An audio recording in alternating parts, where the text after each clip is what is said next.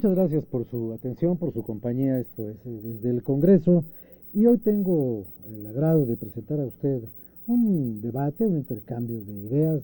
No sé si llegará a ser debate, polémica o simplemente una serie de comentarios para que usted comprenda mejor qué es lo que se está haciendo en materia de una nueva ley sobre la actividad de los ferrocarriles en este país.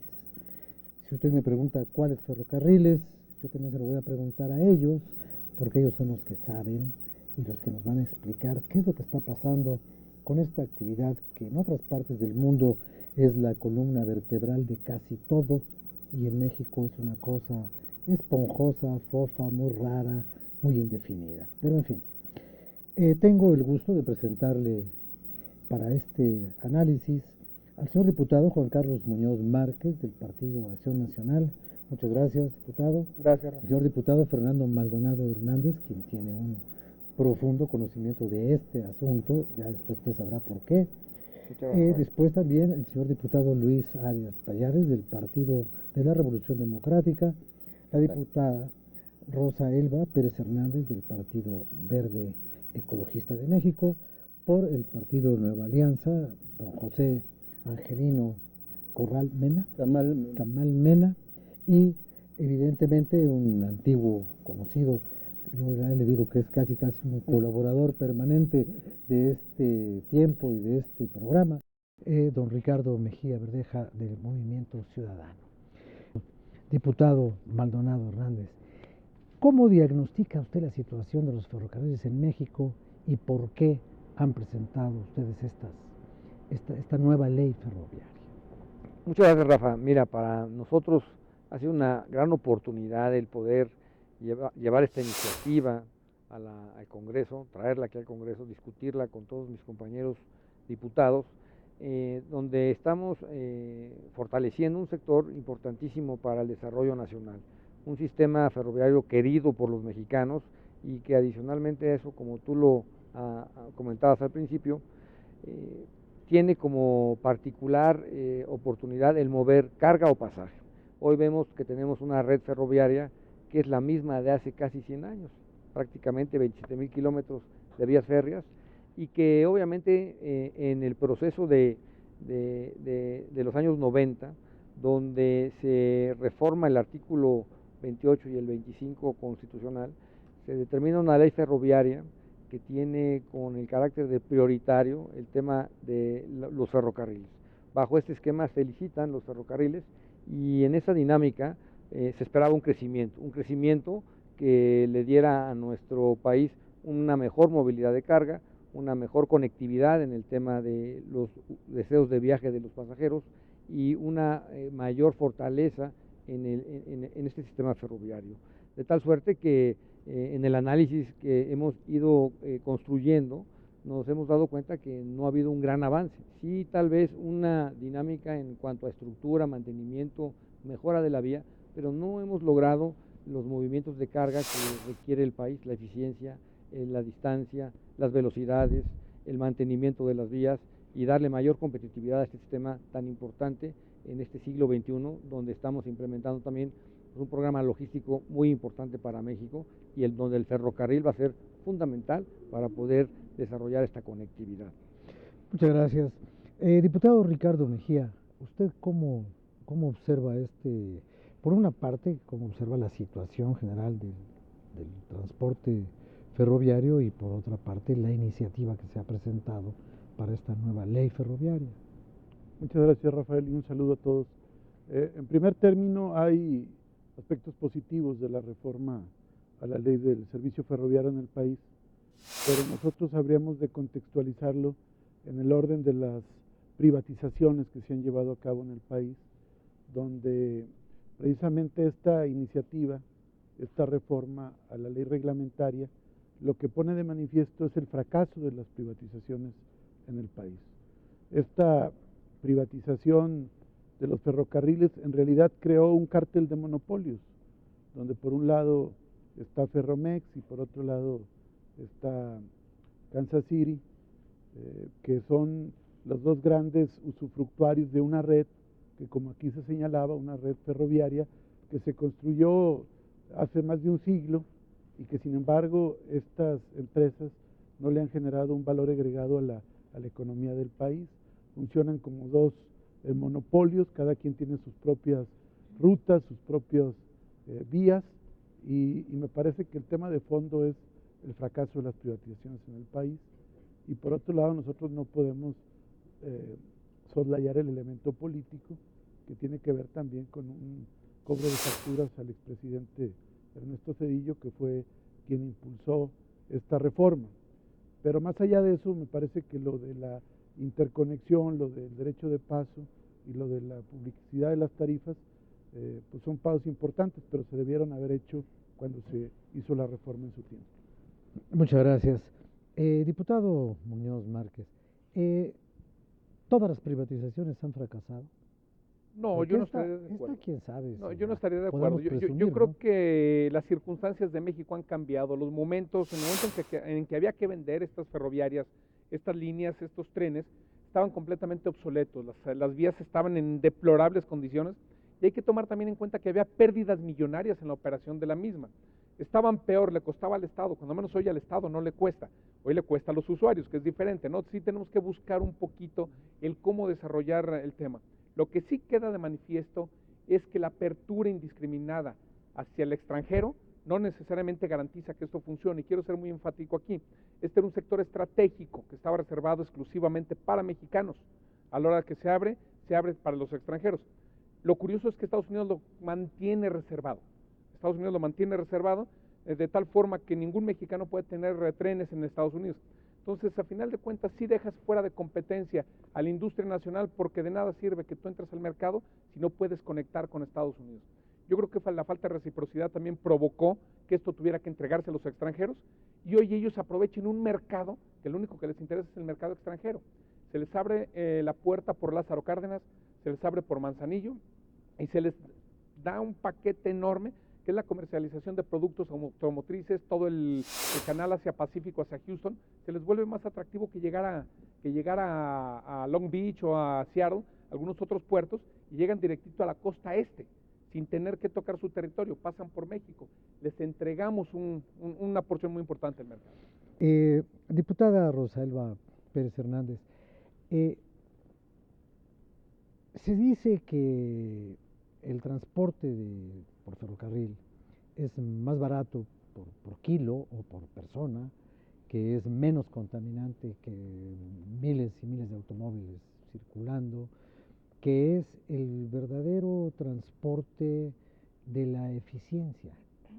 Y quizás eso para su partido tenga algún sentido o alguna idea. ¿Ustedes cómo han recibido esta iniciativa? Para nosotros en el Partido Verde es una reforma muy importante porque toca un aspecto que es estratégico, y es el tema de la movilidad.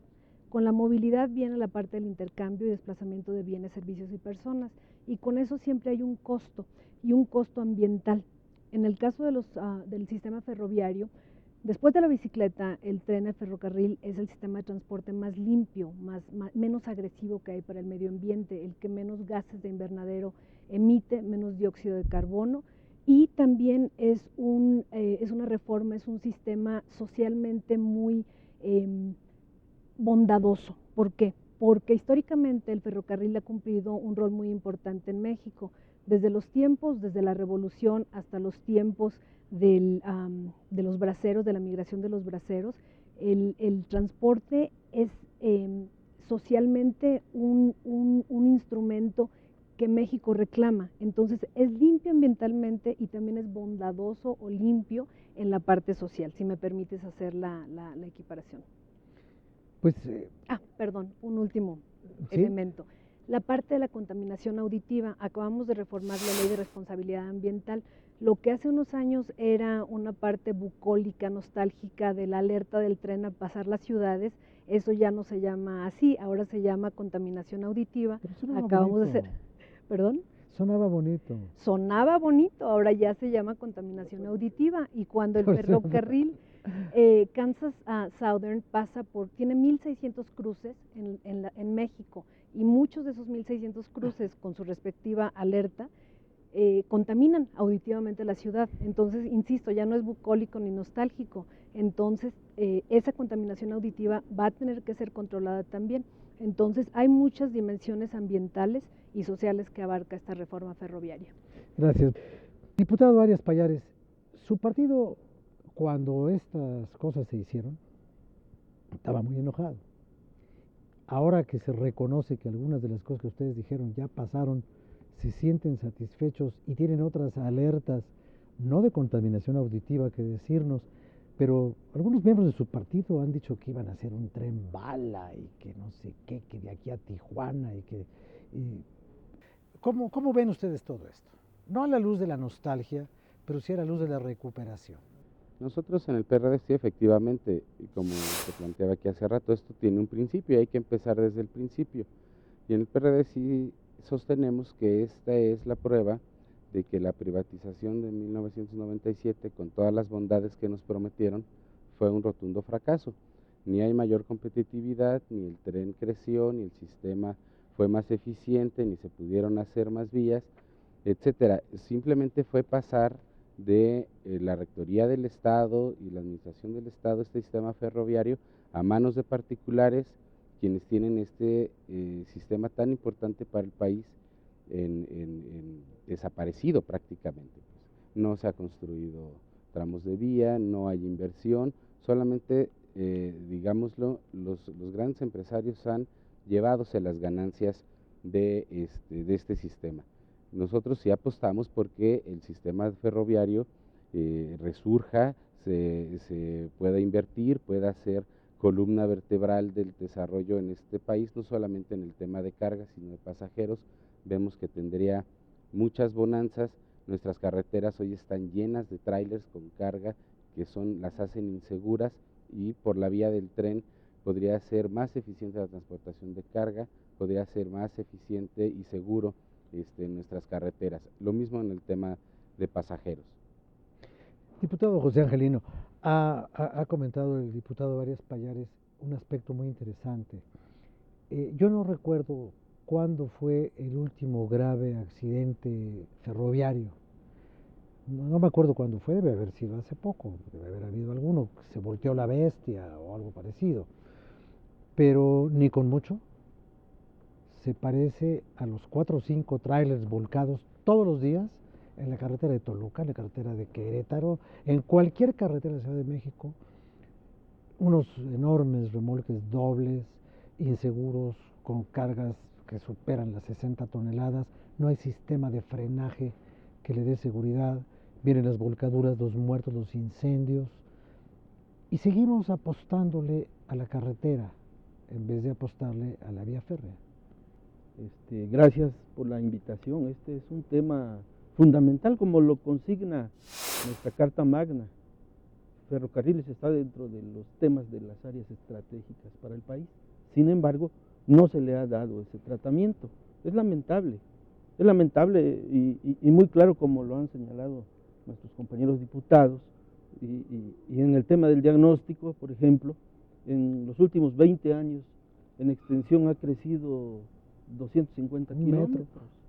En carga se ha duplicado prácticamente el pasaje y carga, pero esto lo podemos focalizar en el surgimiento del tren suburbano de México, del Distrito Federal al Estado de México, y por lo tanto no se puede hablar de una muestra general en ese campo.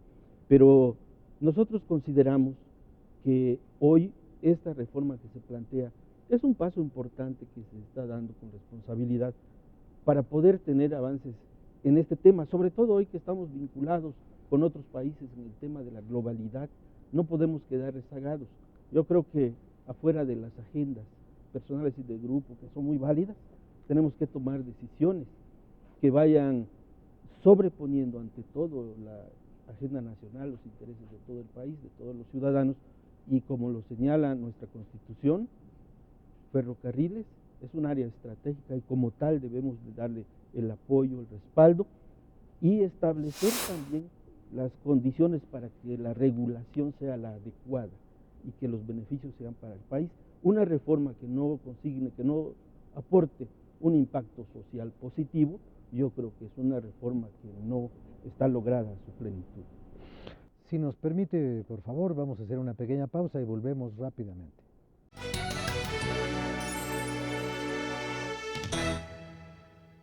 La muerte de cuna es la muerte de un niño sano menor de 1 año que ocurre mientras duerme. Tú puedes prevenir la muerte de cuna. Si duermes a tu bebé boca arriba, disminuyes casi 15 veces la posibilidad de muerte de cuna.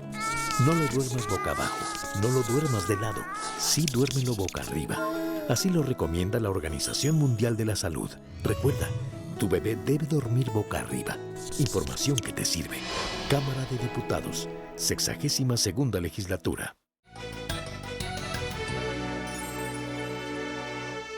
Y bueno, yo quisiera en la siguiente ronda, en la que todos ustedes tendrán un nuevo turno de opinión, pues explicaran las cosas ya no para diagnosticar el desastre vergonzoso que es en México la actividad ferroviaria, sino el remedio que se le quiere poner, y si esta ley es el único remedio que se tiene, ¿qué más se puede hacer? Diputado Maldonado. Mira, Rafa, para nosotros es muy importante que quede muy claro que en el planteamiento inicial de esta reforma siempre escuchamos a todas las partes. De hecho, hubo un gran cabildeo con todos quienes forman parte de este sector y hubo una enorme participación de la Comisión de Transporte en el desahogo de todas y cada una de las inquietudes de quienes son concesionarios. Evidentemente, esta reforma fortalece 4 rubros muy importantes. La competitividad, para que tengamos una mejor competencia, tengamos mejores actores y una dinámica de movilidad de carga mucho más grande. Segundo, para que las tarifas queden debidamente registradas, que es un tema que además tanto en competitividad como en tarifas en el mundo así se da. Y tercero, para que podamos tener también un crecimiento de la vía del ferrocarril en los 2 rubros, tanto en el rubro de la carga como en el rubro del pasaje. Sabemos de antemano que no conviven ni las vías del pasaje ni las vías de la carga, pero es muy importante que nuestro gobierno pueda detonar con mayor fortaleza los privilegios para poder modernizar la infraestructura ferroviaria en términos de una mejor competitividad. Hoy somos 116 millones de mexicanos, hoy tenemos 4 zonas metropolitanas muy importantes que demandan transporte masivo y que naturalmente los crecimientos de infraestructura logística en los que México está inmerso y la dinámica que esta propia Cámara de Diputados y el Congreso de la Unión le ha dado a las reformas de infraestructura constitucional en materia de reforma energética, de reforma de telecomunicaciones, van a detonar una mayor movilidad de carga, van a detonar nuevos actores, nuevos jugadores, y esto evidentemente tiene que verse reflejado en que el transporte de carga en el ferrocarril sea el más barato. Tiene que ser más barato que el transporte de carga en camiones, tiene que ser más eficiente, tiene que ser más seguro, tiene que tener mejor liderazgo en el tema de la movilidad de la carga y evidentemente fortalecer la interconexión y los derechos de paso que, dicho sea de paso, ahora sí, están incluidos en la propia licitación que hoy tienen los concesionarios y que no pueden estar la licitación por encima de la ley y la ley por encima de la Constitución. De tal suerte que hemos ido agotando el proceso legislativo con todos mis compañeros diputados de una forma en la que podamos integrar este sector a la competitividad como se dio en toda Latinoamérica y como se dio en el año de los 90. Si nos comparamos con Brasil, Brasil mueve casi el 40% de su carga en un sistema ferroviario eficiente. México no llega ni al 20%. Diputado Ricardo Mejía, decía usted que había aspectos positivos y otros no tanto. Los positivos creo que se parecen un poco a los que acabamos de oír, y los no tanto, los que no son tan positivos, porque yo he visto desplegados en los periódicos de las compañías que operan esto. Coincidió con que vino aquí el sabelotodo, que antes no sabía nada, pero dijo lo que tenía que decir y le echaron la culpa del cabildeo. Y bueno, ¿qué? Bueno, primero que nada coincido en que primero actualmente está subutilizado el sistema ferroviario en el país, no se ha actualizado, no hay nuevas vías, constituye una carga muy onerosa para los empresarios y nos parece que las medidas de la interconexión, el derecho de paso, la transparencia de las tarifas, la sanción a quien no cumpla con estas medidas, me parece que es algo relevante. me parece que es algo que no podemos soslayar, pero evidentemente lo que estamos viendo hoy en día es un gran cabildeo por los grupos de interés, por los beneficiarios de estas privatizaciones que están demandando un trato privilegiado, como lo han tenido desde 1996. Y este aspecto de los monopolios que se están dando en el país, pues ha venido en detrimento de la economía.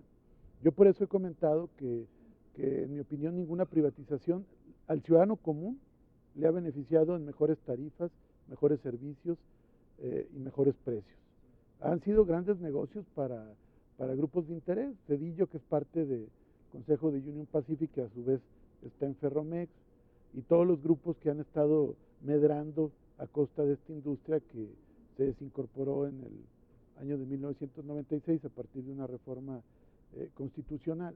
Entonces me parece que ellos no se van a quedar con los brazos cruzados, están cabildeando fuerte en el Senado a través de algunos legisladores que fueron funcionarios, como es el caso del senador Lozano, que se está convirtiendo en abogado de estos grupos de interés, y entonces yo no sé hasta dónde le alcance al gobierno actual para hacer frente a estas presiones, porque lo vemos también, y me desvío un poco, en la ley de telecomunicaciones, donde ya surgen jueces que hacen resoluciones a modo para estar boicoteando estas reformas, que dicho sea de paso, nosotros estuvimos en contra porque no han beneficiado al ciudadano común. Pues sí, ahora hasta controversias constitucionales promueve el Ejecutivo contra el juez. Bueno. Diputado Muñoz Márquez. Es un tema... Perdón, antes de que estuviéramos al aire, usted comentaba algo de lo que está pasando en la zona del Bajío, con esto del transporte ferroviario, y las posibilidades que hay en función de la necesidad que se plantea y el volumen de actividad al que se puede fomentar con una ley que rompa tapones y que quite problemas de la actividad, ¿no? No, definitivamente. Mira, tenemos que crear un sistema de movilidad eficiente que funcione. Comentábamos el tema de pasajeros. Guanajuato, pongo el ejemplo de Guanajuato, yo soy guanajuatense. Guanajuato lleva ya 20 años tratando de formar un tren de movilidad de personas, de tal manera que con las nuevas armadoras y toda la industria que se está viniendo, no solo a Guanajuato, a toda la zona, es Querétaro, es Guanajuato, San Luis Potosí, Zacatecas, todo ese corredor, Aguascalientes, todo ese corredor industrial automotriz que está generando alrededor de 300 a 400 empresas adicionales correlacionadas, necesitan movilidad, necesitas llevar personas que trabajan o técnicos que trabajan desde León, Guanajuato hasta Querétaro, hasta Celaya, no quiero mencionar nombres de las marcas para no entrar en polémicas, pero se necesita mucha movilidad. En Guanajuato se tendrán que desplazar diariamente cerca de 90,000 personas en esta industria automotriz, en toda la industria colateral. ¿Cómo las vamos a mover? Las carreteras ya no puedes hacerlas de 6 carriles, 7 carriles, 8 carriles. ¿Hacia dónde lo vas a llevar? Guanajuato ya tiene sus derechos de vía, le llevó 20 años completarlos. Si nosotros no llevamos esta reforma a cabo, los derechos de vía que hoy son del Estado, pero están en manos de los monopolios o de las industrias o de estas empresas, no se pueden utilizar. Ya existen muchos derechos de vía que se van a poder utilizar para hacer vías colaterales, para pasaje, para hacer las dobles vías, y esto le genera eficiencia, ¿no? Yo creo que no estamos descubriendo el hilo negro, simplemente tenemos que copiar modelos que en otros países funcionan. Yo te pongo el ejemplo de Brasil muy claro. Brasil tiene más o menos el mismo número de vías que tiene México en kilómetros. Nada más que Brasil mueve 4 veces más carga que México y tiene más del doble de máquinas y más del triple de vagones.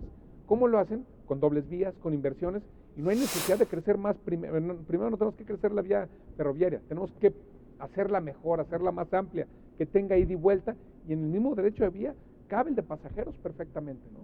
Si no hacíamos esta reforma, el tren de pasajeros en los puros derechos de vía se va a llevar 20 años más, nada más por tramo. Guanajuato es lo que llevamos, 20 años tratando de tener nuestro derecho de vía, por fin lo tenemos al 100%, ahora sabemos que el señor presidente Peña Nieto lo tendrá que tomar como parte de su Plan Nacional de Desarrollo, y esperemos que así sea, ¿no? Muchas gracias. Diputada Rosalba, ¿cómo cree usted que el gobierno pueda combinar su intención de estimular la infraestructura y hacer, como dijo el presidente de la República en su toma de posesión, un gran sistema ferroviario solamente con esta ley